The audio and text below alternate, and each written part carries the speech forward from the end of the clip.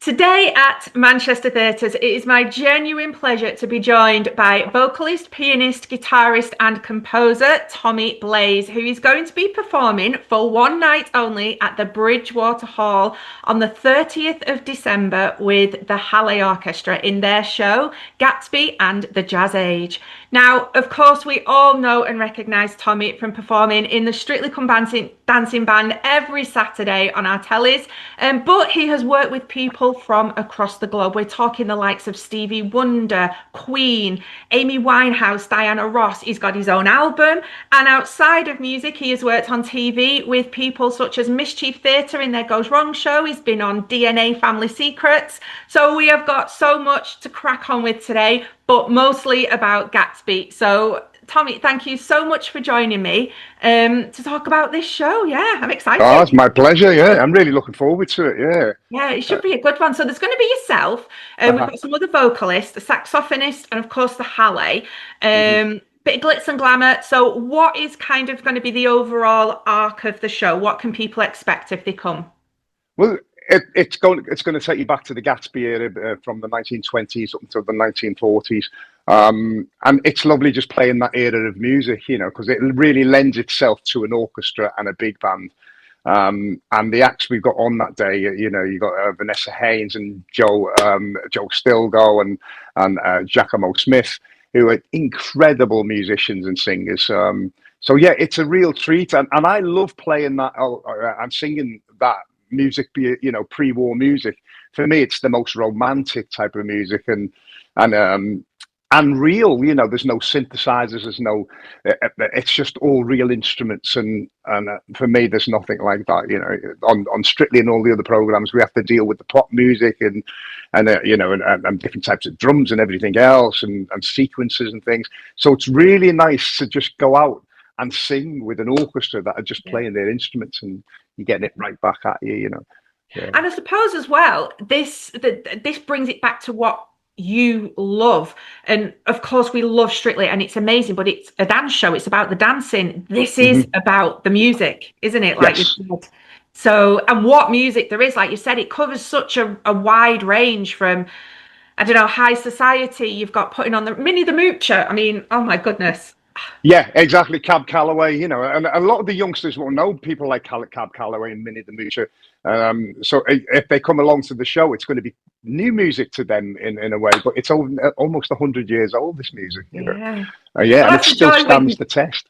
Well, yeah, well, that's the joy with Minnie, though, isn't it? Even if you don't know it beforehand, you'll know it by the end. By the end, yeah. It's always a good one. The audience always join in with that one, you know, especially the scatty bits and stuff, you know. And there's points where you can just leave the audience standing and they can't even get it out of their mouth. It's fantastic. I love it. And this is like, we've got the Gatsby theme going to it. I mean, we know there's a book, there's a movie, there's a musical now, there's probably a TV series. What is it, do you think, about Gatsby that is it kind of that flamboyance and that dream, and what is it that we all just love? I don't know. I think it's the fashion as well, isn't it? It's beautiful, you know, the outfits and the clothes and the Art Deco at the time, and there was something really classy about the 1920s. That I think we've lost, you know, and the music and it all fits together. It's one of them that, you know, it was just came along at the right time, and everything sort of, and because it's so good, it'll never ever fade away. That type of thing, you know. Yeah. And it's like you said. Yeah, we build there's been so much music built off that era and stuff, you know. A lot of the stuff we do today is because of that music. Absolutely. It's like you said, it stands the test of time, and it just kind of feels ingrained in our history and who we are. So do you have any favorites that you're going to be doing within this show? There's an old song called I Wish You Love, which was I'm a bit biased on this one because it was my nan's favorite song. And I did put it on an album a few years ago. There's what they call a verse, which you don't hear in music these days. We see verses as different things, which is a piece of music that starts at the front, and it's how can I explain what? It's not a verse as we know a verse today. It's just this unusual piece put on the front to set up the rest of the song, you know. So Okay. and this particular verse in "I Wish You Love" is so beautiful, you know. It's all strings and everything else, and the Hallé's going to be really. It's going to sound beautiful, you know. Mm. It's but all the stuff we're doing on the Gatsby stuff is fun, or it's romantic. It moves up your shoulders, and you Yeah. know it feeds me, which is really lovely. And it's nice to be. It really is nice to we do so many different types of music in what I do. So it's just lovely to be able to go and get into a piece of music that you know is going to feed you. You know. Mm. Definitely. And also with what we're seeing you're doing like in on the television and stuff, because of the nature of that, the songs are always condensed or edited, you know, to 90 Hmm. seconds or something like that. Whereas and I know with everything else that you do get to do the full songs, but is it Yeah. nice to be able to switch it back up again and really do the Oh full God, songs as yeah. they were intended? Yeah, absolutely. And that's the thing about Strictly is like you we all know the standard songs, but the edits sometimes can really shock you, you know. You could be singing the end of My Way by the fourth, fifth line, and you're so not used to hearing Yeah. My Way that way, you know. So it's really nice to get up with the orchestra and sing the whole thing from, yeah, and tell the story as it should be told, you know. So Yes. sometimes you can't cut and edit a song and tell the whole story. So it's really nice to do the whole thing, and so people get the picture. You know. Yeah. That's actually a good point you've made there, though. With this era in particular, it's not, it's of course about the music, but it was storytelling as well, wasn't it? It Yeah, was, yeah, everything has something behind it. yeah. Music of today is it's very repetitive. It keeps bouncing back at you. It doesn't really tell stories the way it used to in Mm. back in the day. And that's not me just being old and old fashioned in my music. It's very, very true. You know that the stuff from that era is ah, it hugs you, it talks to you, it tells you, it can leave you crying from the beginning to the end. And, you know, you get the beginning of the story right to the end and it's done its job. It's told you the whole Yeah. thing, you know, and you feel that. Yeah. And you feel it. Yeah. You Yeah. feel it, don't you? Yeah, you really do. So is this your first time with the Hallé, or I feel you must have worked with them before. I have worked with the Hallé in the past, Yeah. doing different things, and I think with Guy Barker as well. You know, Ah, so yeah, so I'm really looking forward to this. You know, yeah, yeah. and Dave Arch's niece plays in the Hallé. She's a cellist, Oh, whom I don't know, so I'm going to go and search her out as soon as I get there. yeah. Go and say hello. Yeah. Yeah. So I ask everyone when we're doing these chats, when people are doing concerts with the Hallé, I like to ask if you could do any kind of setup. Like we've had guitar song heroes, we've had the music of um, soul or anything. What would you love to do? It would have to be romantic ballads. Mm, And it would really have to be stuff that's you know pre-60s, before the 60s. For me, it's got everything, and uh, my ideal thing would be have the Hallé all around you while I'm sitting at the piano, and we oh, just you know because that's where I feel most comfortable. yeah. Is where a lot of people don't know that I play piano, so I feel really comfortable. Sitting at the piano singing a ballad with a band or with an orchestra and that, so that would be my ideal setup. There we Yeah, go. and That's an what evening of romantic music with the Hallé Orchestra at Bridgewater Hall. Let's get it. Let's do it. let's get it. Yeah, well, that's why if you don't put it out there, no one's going to know. Exactly. Yeah, we'll get Dave Arch to conduct it. It'd be fantastic. Oh yeah, amazing, amazing. Right, that's on our Christmas list. It's on my wish list. Well, what's amazing about these concerts as well is they always fascinate me, the way that they're put together. So, you know, you have meetings about them, and then you get asked to do it, and you're given a set list, and then you kind of all individually learn the songs in your own, and then you kind of don't get that togetherness until, is it the day of the concert that you kind of get to actually put it all together, or? Yeah, we have one rehearsal. I think the day before. I might be wrong on this, but I think we've got one day rehearsal, and then the day of the gig, we do a run through in the afternoon to check that everything sort of like works and stuff. And it always seems to be a little bit messy at that point. And then there's a moment where it all clicks and you go, oh, this is going to work. This is going to be, you're going to be all right tonight, you know, because it does make you nervous no matter, no matter what gigs I do. I'm always nervous before I go on the stage, you know, because you're hoping that everything's right. And it just comes that point with the orchestras where you go, now Now I've got it. Yeah.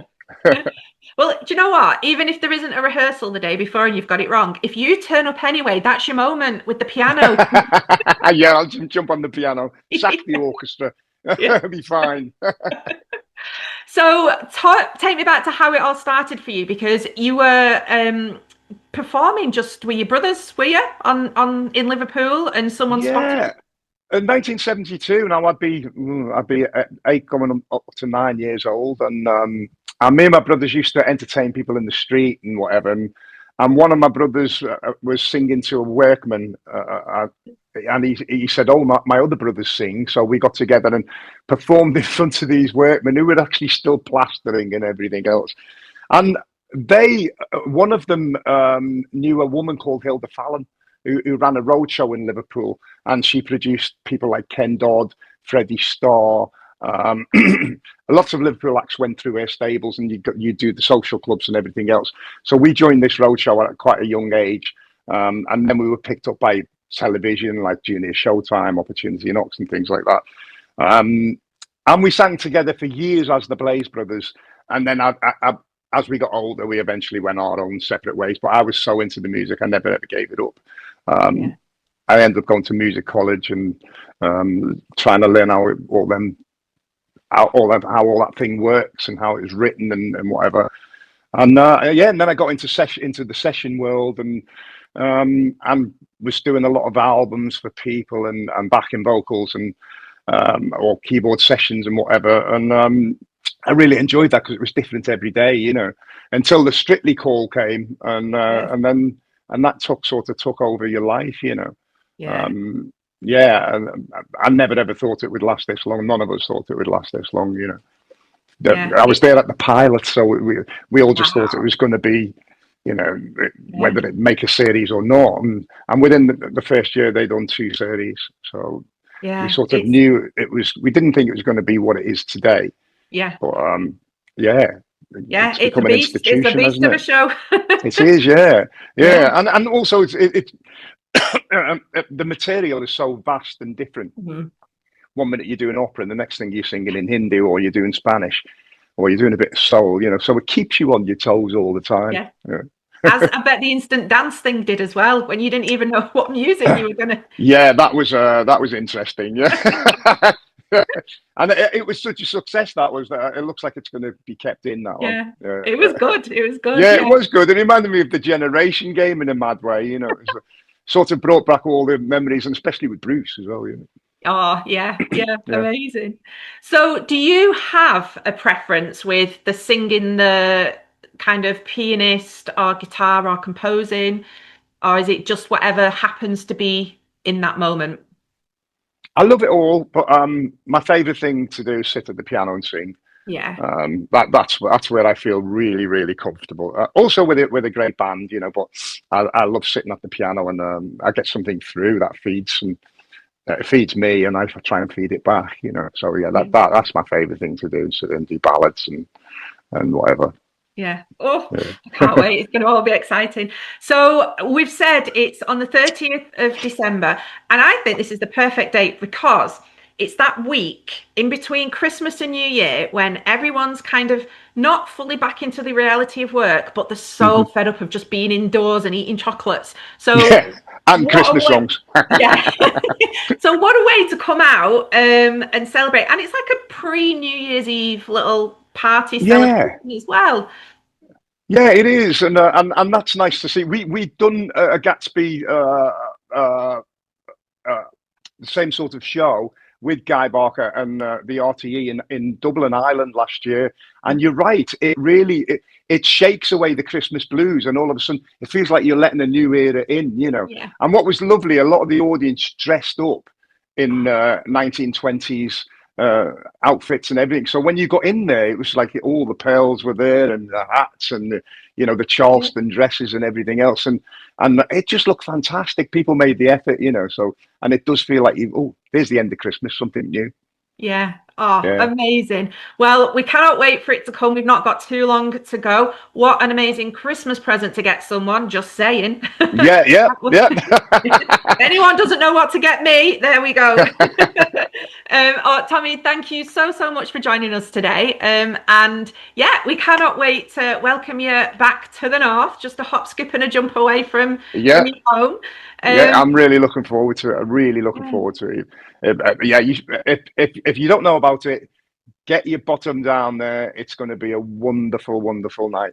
And there'll be lots of stuff that even though the music is almost 100 years old, but there's a lot of songs that we unconsciously know, or Yeah, well, we can't wait. So thank you so much, and you're welcome. We will see you soon, and have a lovely Christmas. Thank you. Same to you. Bye-bye. Take care. Bye. Bye.